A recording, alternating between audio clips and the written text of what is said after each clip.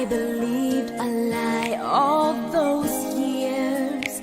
I was trying to hide away, ashamed of the light of day. Made a choice, thinking I'd be free, but that choice, it imprisoned me in my shame. Till I stepped into the light of God's love, the healing began. I'm free from the shame, I'm healed of the pain. I will be silent no more. I'm free from the lies, love opened my eyes. I will be silent no more. Love broke through to the heart of me. Now the truth has come and set me free from the past. When I stepped into the light of God's love, forgiven at last, I'm free from the shame, I'm healed of the pain. I will be silent no more. I'm free from the lies, love opens my eyes. I will be silent no more. There is power in my story, freedom from this night. There is healing and forgiveness if we step into the light. I'm free from the shame, I'm healed of the pain. I will be silent no more. I'm free from the lies, love opens my eyes. I will be silent no more. I'm free from the shame, I'm healed of the pain. I will be silent no more. I'm free from the lies, love opens my eyes. I will be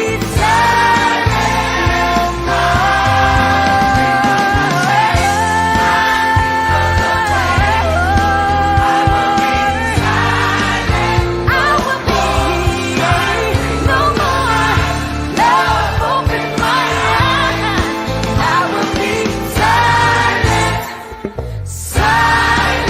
no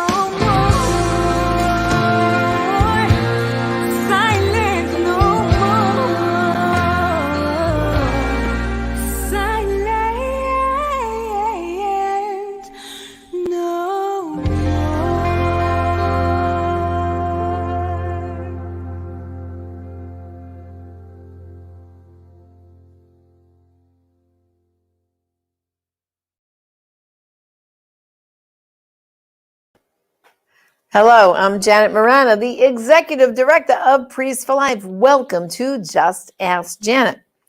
Well, today's program, we are going to talk about abortion, but from a woman's point of view. And joining me on this program is going to be a very, very good friend of mine. Her name is Deborah Tilden, and she is our regional coordinator for the Silent No More Awareness Campaign. You just saw our music video. That song was written by Jamie Lee Collins. She was a evangelical singer, very famous in the 80s and 90s. And she was so inspired about the testimonies of these women. She wrote that song just for us. And then, of course, some of my video experts here at Priests for Life, they put some pictures to make it into a music video. So I hope that kind of got you inspired of why these women are silent and more, because they're freed from that pain of abortion. But right now, I just want to give you a little background about my dear friend Deborah. Besides being the regional coordinator for the Silent No More Awareness Campaign out in Oregon, she's also a keynote speaker, author, advocate, life coach, and citizen lobbyist. She also founded a group called SMART. SMART are the initials, which stands for Science Matters in Abortion-Related Trauma. She launched that back in the spring of 2016. She's been to Washington, D.C. as a city lobbyist 9 times since 2016 and is currently working on a House and Senate resolution And of course, she shared her personal testimony in Oregon, in the state capitol, on the in front of the Supreme Court with Silent No More, and also out on the West Coast for the Walk for Life. So, Deb, welcome to our program. Hey, Janet, great to be with you. Thanks for having me. You are a powerhouse. I have to say that, a powerhouse. You have been, since the moment you stepped into the campaign, like you've been a real out there.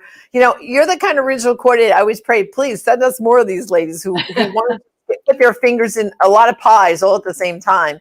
And what I'd like you to do is just briefly, in a snapshot, tell briefly your story of how abortion affected your life, because that's really through that, and your healing is your driving force to do what you're doing. So to give them a quick snapshot. Okay. Well, it's funny. Little did I know that my abortion almost 41 years ago would be affecting me, would bring me here today. I was 18 years old, engaged to be married to my fiance, and we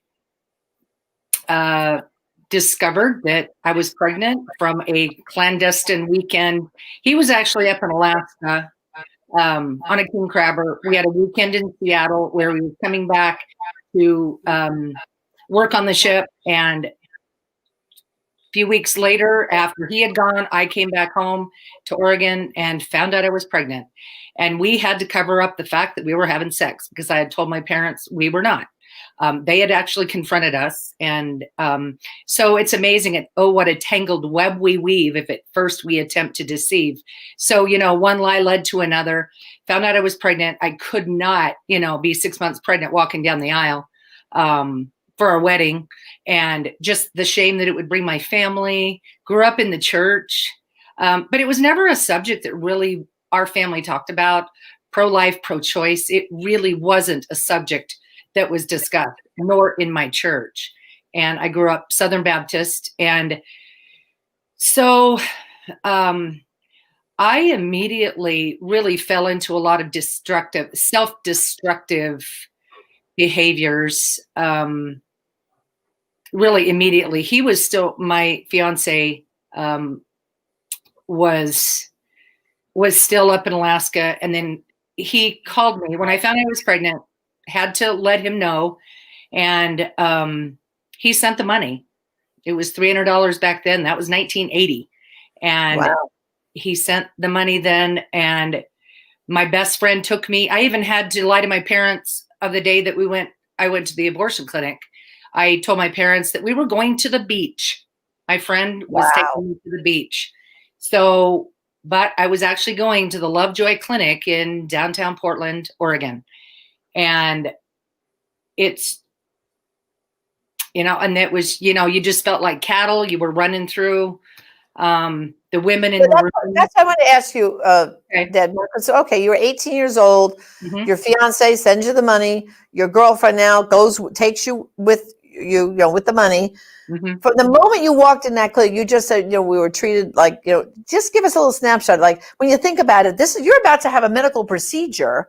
Correct. Was there anything about like when you go to your normal doctor? Did any of that happen in this abortion? Well, I never once saw a doctor until the moment he walked in the room to do the abortion. That was the first time, and he was behind a mask, and you were already on the table, right? Correct. Yeah, I never had a consultation at all with a medical professional at all. And it was just really surreal. I think I just had gone numb because I felt I didn't feel like I could go to my parents or my fiance's parents. And it was just something that we had to do. They told me it would be no big deal. Life can get back to normal. And it was really interesting. The room was very dark. The shades were drawn. I mean, it was just, a lot of women, you could tell they didn't want to be there. I didn't want to be there. Just, you couldn't cry. They basically hushed you. And you just had to kind of go through there were some beds laying, but then there were also chairs around the room. I mean, I don't even remember how many were in the room until I got called back. They call you back, they put the laminaria stick, and then later on, and then you're just sitting, waiting and waiting and waiting until they're ready to call you back. And then you don't go out the front door like you normally do at a doctor's office. You go out the back door. So that tells you. That's strange. Yeah. We didn't go out the front door that we came into. I went out the back door. So how far along in your pregnancy were you when you had your abortion? About 9 weeks. Wow. Yeah. And so immediately following, did you have any pain, any difficulties, like immediately following the abortion? Cramping and just uncomfortable. And they said it would just feel like a bee sting. It was definitely more intense than a bee sting, the procedure. I really didn't have any, what would be called, complications. Physically. Yeah. Physically. But I just, went numb. I mean, it really changed our relationship. We got married in March the following year. And there was just different. I mean, we almost divorced the first year. We came very, very close because we depended on drugs and alcohol, and we partied. And that was not my life that I grew up with, or even him. But and it was we never talked about. When I went home the night after the abortion, he was in Alaska. He knew the day that it was. We did talk on the phone, but I was sitting in my closet in the dark, as quiet as I could be, on the phone. And he asked me how I was. I couldn't really say a whole lot just because my parents were in the house downstairs, and you were afraid they would overhear something. Yeah. And, we didn't have cell phones. It was the house phone. And at that time, we even had, the party lines that we used to have. Extensions, yeah. You were my neighbors phone listening. Huh? Yeah, you were afraid they would pick up the phone and hear what was going on. Yeah. Well, and even my parents, I didn't know if they would, pick up the phone. And very quietly. So you married the guy. Did you guys stay married? Was there by the grace of God, because statistically 80% of the couples do not stay together. It is truly by the grace of God. Prayer. My grandmother used to pray for all of her grandkids, but it was rough. There were times where we didn't know we would make it. Were you able to go ahead then and have children? 7 years later, our firstborn son, which is interesting, firstborn sons carry kind of a mantle of just authority and leadership in the household, but he really wasn't the firstborn. He was our son, but that's a whole different subject about birth order. But yeah, we did. And I have three children. But it was interesting. He was my firstborn. It's like, when you think about the enemy wants to steal, kill, and destroy, my son that was born 7 years later, was born blue with the cord around his neck. And my goodness. And it took him 5 minutes to pink up. So there were some things we had to deal with in his life following all of that.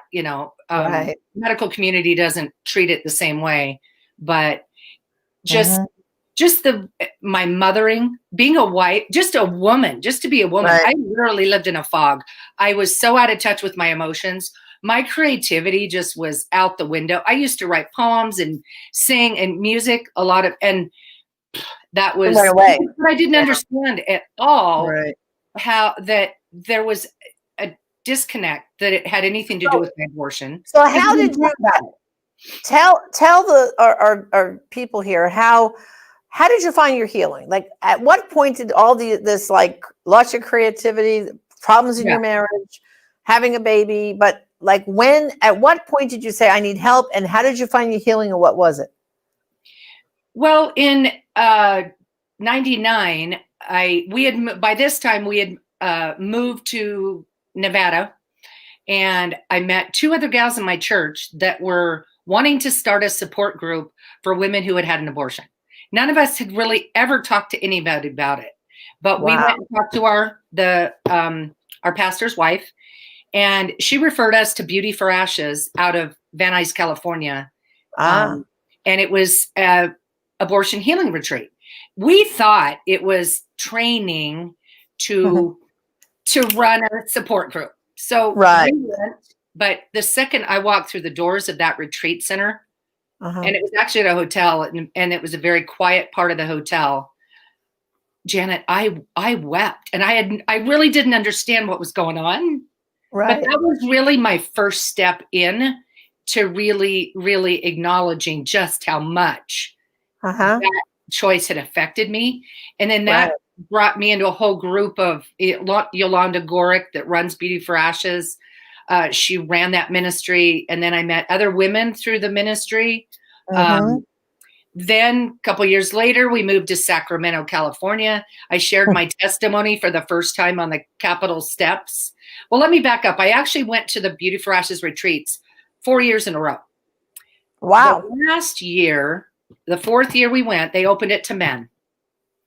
And my husband was one of 7 men that Wow. went to that retreat. And Janet, that was the first time my husband and I talked about that day. And the men did separate. There was worship and teaching together at the event, but the men went with another man to just talk through their stuff. Again, there were only 7 men and 75 women at the event. Wow. So one of the exercises they had the men do, if the wives were with them, to, at in your hotel room or wherever you're staying, talk about it. And he actually apologized for the first time for not being there, for you, and not standing in the gap.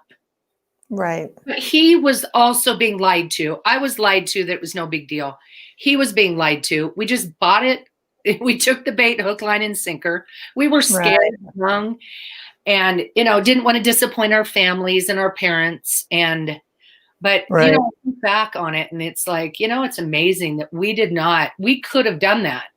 Right. We didn't allow our firstborn child, to live. Yeah. To join our future family together. Right. And that's a whole nother, program of right. how that. All right. So we have a couple questions here. One comes from May Sampson, and she's asking you, Deb, when did you really feel forgiven by God? Oh, that first weekend of the Beauty for Ashes retreat. She had us. This was the most powerful. Gosh, I can't believe I'm getting emotional. It's okay. It was the most powerful moment I've ever had with Jesus. She had us take our shoes off. And obviously there had been other things going on before, but there was a moment in the very first evening. She had us take our shoes off and bring them up to the front of the room. And then to either go back to your spot and just sit on the floor. And I actually chose to sit on my knees. And I really don't remember the exercises she was walking us through. But I remember so vividly that as I was just bowing my head, praying, it was as if Jesus touched the back of my head and just said, I love you, I forgive you. And really from that moment on, there was just such this release. And ever since then, it's been this unpacking. Can't believe I'm weeping here. It's okay. Okay, this is the raw nature of what abortion does to you. It's a soul fracturing. And I feel like I've come all these years later. Again, that first year was 99. And so again, I went 4 years total. And then we moved to Sacramento. And that's when I got involved. I shared my testimony on the Capitol steps of Sacramento. And that's when I met other women that were involved with Silent No More, Karen Strong and Talitha Huff. And I was on the conference calls even there when it was Operation Outcry Silent No More. And the executive director came up to me and she said, have you actually gone through a healing program? And I told her about Beauty for Ashes. And she said, I want you to meet the executive director of the abortion recovery program at the center. So I met them the next week. And I wanted to get involved in the healing and recovery side of abortion. And so another quick question. Someone's asking, is there a website? How can they find out more about Beauty for Ashes retreats? Well, do they have a website? I would look up just Yolanda Gorick online. She is on Facebook, Yolanda, Yolanda Gorick. She's getting it ramped back up. She moved from California to Oregon. And Okay. so she's getting that all going again. And Okay. so, So yeah. Okay. We have another shout out to you. This is from Chrissy Baylor. She says, "Blessing to you, Deb, and my fellow regional coordinator. Love Chrissy from Ohio. You know Chrissy. Oh, thank you. Good to see you. Shout out. Okay, so Deb, you've had such passion. I mean, you would say, I have two quick questions. One is, when you started going public with your story, you had to tell your children. How did that work, and how do they feel about? Because people ask me that all the time. How do their kids feel about their moms being so public about a prior abortion? What was your experience when you told your kids, and how do they feel now that you are so public? Well, that was when I was in California, because I was starting to go more public and I was leading the Bible studies, and I did not want my kids to hear from somebody else. So, and I probably wouldn't do it this way again, just because I should have included my husband, but I didn't. So I remember so vividly, I was actually sharing this with a friend the other day. We were in my youngest son's downstairs bedroom, and I just felt like I needed to tell them. So I sat them down and I just said, I need to tell you guys something. And because I don't want you to hear from anybody else. So, and my oldest was 15 at the time. Ashley was 13 and Ethan was 11. And so I told him, I don't even really recall the words I used, but I just said, I hope you will forgive me for robbing you of your big sister. And my oldest son really didn't say a lot. He was angry, though. He was angry. And I just let him, he really didn't, again, he didn't say a lot. My daughter didn't say a lot either, but she said, and this is so profound, she goes, I knew somebody was missing. Wow. And then the next day, we were sitting out by the pool, and she said, we kind of had our feet dangling in the water, and she goes, Mom, can I ask you a question? Would it be okay if I wrote a book, a fiction story of what it would have been like if I had had my big sister? Oh. So, and I'm like, oh, Ashley, my gosh, I would be honored. Thank you for asking me. Thank you. And so we've actually kind of stopped and started this project together over the years, but we're determined that in 2021, we're going to write this book together. So she just wanted to share that story. And so we're bringing in some dynamics of that. But the thing that was from my youngest son, Ethan, he said, Mom, if she had been born, would I be here today? Oh my goodness. Yeah. He had like a survivor reaction. Oh my gosh. Yeah. And I said, Ethan, absolutely you would be here. Right. God chose for you to be here, and we chose for you to be here. And sadly, we chose for Guinevere Rose to not be here. That wasn't God. That was us making a horrible decision to end her life so that she's not here today. And so that just kind of, and my kids over the years since then, different things that I've done in Oregon in 2010, my friend Cindy Brunk and I, she's also a regional coordinator in Oregon. We did a 693-mile walk for 36 days around the state of Oregon to all the memorials for the unborn.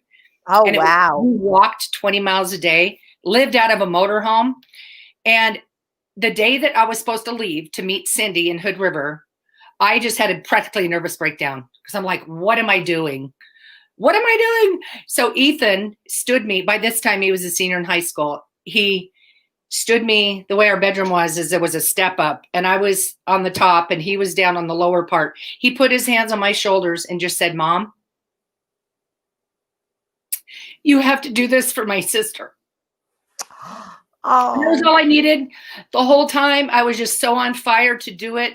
And there was a poem that we read called it was called the Please Say My Name Tour. And we actually have a poem that a mom wrote during the memorial service when I was in Sacramento, California, to her daughter.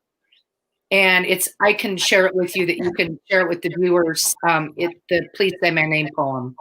And so that just has been, my kids have been and my husband too, has been my heroes and my support and pushing me out the door when there was a period of time I wanted to run away from all this.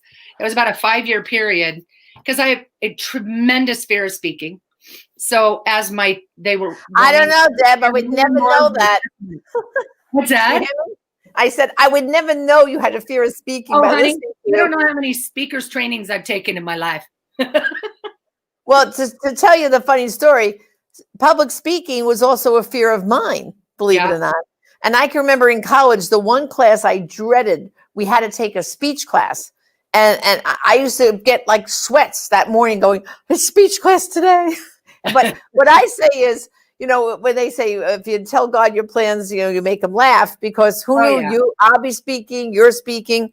But we only have a couple minutes left. In that time, can you just quickly tell everyone about your Science Matters to Abortion-Related Trauma, SMART Women's Health, and if you have a website where they can visit and get some more information?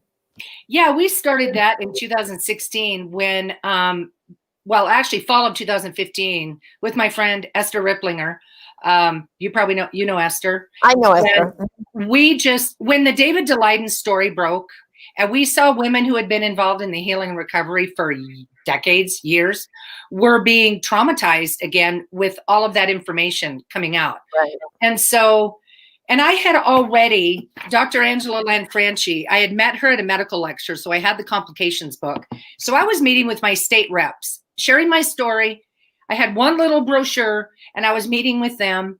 And basically, SMART stands for Science Matters and Abortion-Related Trauma. This book has a compilation of more than 600 worldwide studies of the physical and psychological harm of abortion on women. And so I've just really been trying to get that information out. SmartWomen'sHealthcare.com. It came out of my life coaching practice, LifeVictory.com. And it's just been this, it's only, like you said, we can make our plans, but the Lord orders our steps. That's right. It's just been an amazing journey that God has called me to. And one of the things is Life Victory came out of the season of when I went through my healing and recovery. It was the word I got from the Lord in the spring of 2003. And then that's when I started pursuing life coach training to do life coaching. And then just over the years, it's just morphed. And then this happened. And I've been going to DC since 2016. And we've been working on a House and Senate resolution. We've had so much support. There's about 175 to 200 copies of this book in the halls of Congress. Wow. And it's a new message, though, because it's women's health care. We really don't talk about the messaging of pro-life or pro-choice. Right. It's really amazing at how the bubble that abortion has been put in. It is the only accepted form of domestic violence and abuse against women and children. Right. It's an accepted form. And I just have to take it to the Lord every day, because there was a season I was very angry with these people, but they are just as passionate about their belief system. So I have to learn to just navigate. And it's story. I always start with my story. I wouldn't be here today, if when I'm talking to them, and a lot of times they don't know what to do with me when I meet with legislators. Well, are you pro-life or pro-choice? I said, well, technically both, but this is about women's health care and what women should receive. Full disclosure, that's really one of our main goals, is in the public policy arena and the education arena, that women are being given full disclosure and informed consent. Our new mission statement this year that we've worked on is forging a science-based, holistic framework of women's healthcare programs and partnerships impacting public policy and education. So we really are building a coalition of a lot of different organizations, like you guys, Facts About Fertility, Angela Lanfranchi's Breast Cancer Prevention Institute. I just want to create this coalition of all these different entities, and the Republican women. I'm working with them on a resolution that we're supposed to vote on this spring. And we have had a handful, actually a lot of Democrats who come along. So it's not a partisan issue either. It's truth. And we just want to, and again, our stories are what open the door. And I have to say, the music that you played at the beginning, way to start the show. I'm sitting here trying to, holding back tears. I'm going, this is my story. The words in those songs are so powerful and true. Right. I know. And it really touched the heart of people. All right. Well, Deb, I really want to thank you for sharing so openly today with our viewers. And for those who would like to know any more about Deb, you can go to silentnomore.com, click on our USA map there, and you go to Oregon, and there's Deb's email and how to be in touch with her. And if you know someone who needs healing, we'd like you to go to abortionforgiveness.com. Just put in your zip code there, and you'll see where the nearest healing program is to your zip code, and spread the word, because the Lord's merciful. The forgiveness is there. You just have to reach out and ask for it. It's always there. And all the women from Silent More, I can tell you, of all these years of being with them, it's so freeing for them when they finally accept that mercy and forgiveness that was always there for them. To now be silent no more. So again, God bless you, Deb. We'll be in touch as always. And brothers and sisters, you heard Deb talk about her son saying he knew someone was missing. That's what we here at Silent More call the shockwaves of abortion, the widest circle of victims. This is a beautiful book I wrote regarding that, talking about how that abortion affects the mom, the dad, future siblings. It affects the grandparents. And this book is available at our online store at prolifeproducts.org. Again, Shockwaves, Abortion's Widest Circle of Victims, written by me. And this really helps you delve into the damage abortion does at prolifeproducts.org. Well, thank you for joining us today. Until next time, this is Janet Marana of Just Ask Janet. God bless.